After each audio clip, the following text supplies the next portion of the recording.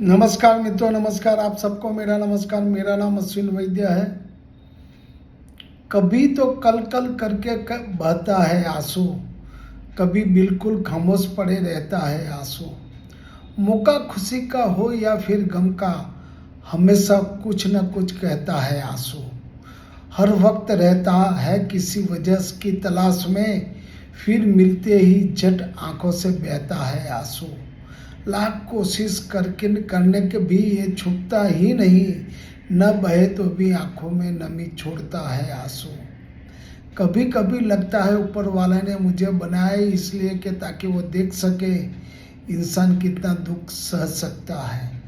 साथ देने वाले कभी हालात नहीं देखते और हालात देखने वाले कभी साथ नहीं देते।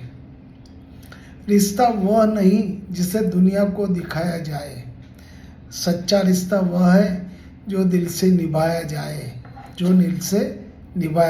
Thank you.